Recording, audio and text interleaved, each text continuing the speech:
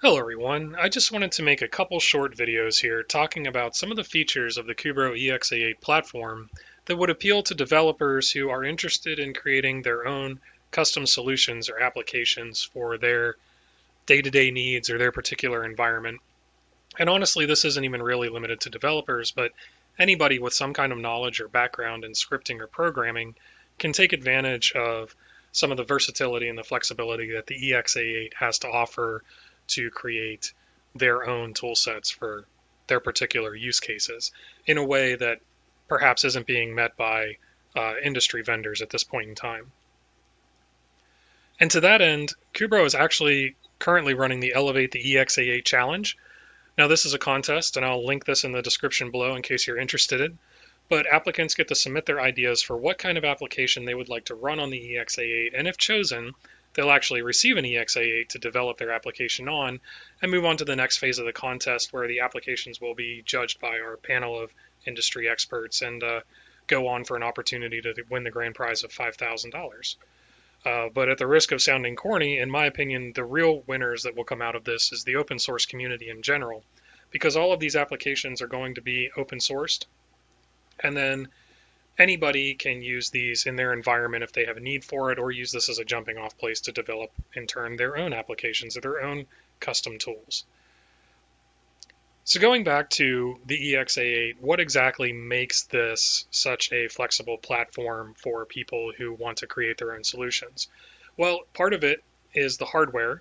This is a network-centric hardware device, but then that, of course, doesn't mean much of anything without the software environment that we have running on top of it. So, of course, there's a lot of network-centric hardware out there, but typically you won't find something that's very open or user-friendly in terms of customization from hardware vendors in the industry. What we have here in this device is we have a 4-core 64-bit ARM CPU that has 16 gigs of DDR4 memory along with it. There is a 1 terabyte M.2 SSD installed in the device, and there's options for additional external storage as well. We have all of these network interfaces, these 1 gigabit copper ports with bypass functionality, our two 10 gig SFP plus ports, and of course our USB interfaces and our SD card interface. We'll get to all of the interfaces in another video. At this particular time, I just want to talk about the internals of the device and the software environment that we're running on top of that. So just to offer a little bit of background here, the first software package that's been released by Kubrow utilizing the EXA8 is the software package that really focuses on tapping network links so that we can get a copy of that traffic for out-of-band monitoring or out-of-band analysis.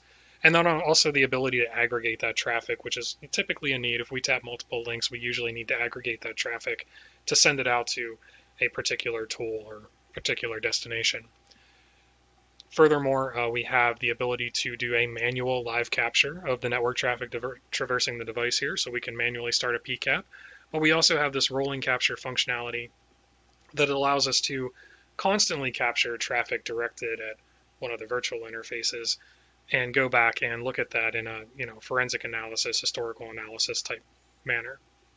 We also have the WebShark web utility built into this so that you can analyze PCAPs directly on the device without needing to download them, which is also an option. But the point here is not specifically this software package, although we'll come back to this a little bit later too, because this incorporates some APIs that are going to be available for both the contest and for users to take advantage of when they create their own solutions. But here on the dashboard, we can see that of that 1 terabyte SSD, of course, some of that is taken up by the host OS, but I have roughly 818 gigs here that I can use as I see fit, as well as we see our 16 gigs of memory there. But let's jump under the hood, so to speak, and take a look at what really is making all of this work. And right here in our welcome banner, we can see that we are in fact using Ubuntu 16.04 LTS. And this is not some stripped down or locked down version of Linux that exposes a very limited feature set to the end user. This is a full install of Ubuntu and has all the functionality that entails. So when we talk about creating our own custom workflows or building our own applications, one of the first powerful tools that we have at our disposal is the bash shell itself and all of the cool command line utilities that exist within that, such as grep and sed, awk, piping, redirection, all that cool stuff. So immediately, anybody who has some kind of background in Linux or Unix can take this device and they can start to build scripts using the bash shell that allow them to more easily automate their workflows, bring different data sets together, just make their day-to-day workflow more efficient.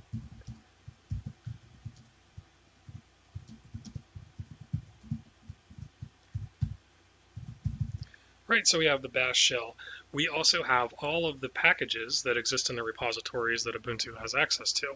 So as long as it's compiled for ARM and it's available in the Ubuntu repositories, then you have an entire ecosystem of open source applications and utilities to bring in and use in your project for the contest or in your environment for your own use cases.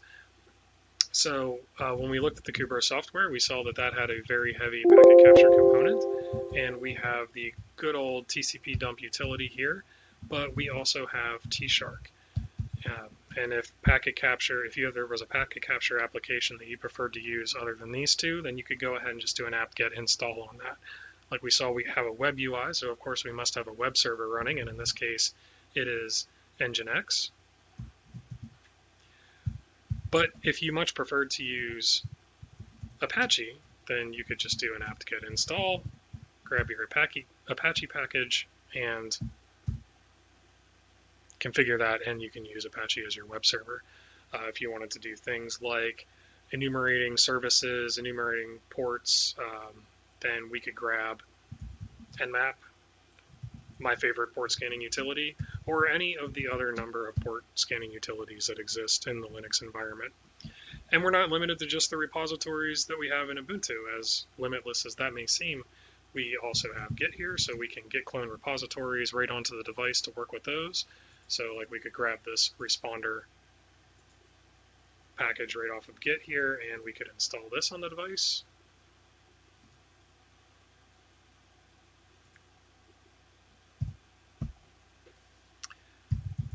And then going back to the actual scripting and programming aspect of things, we of course have Python 2 and Python 3 installed on this device.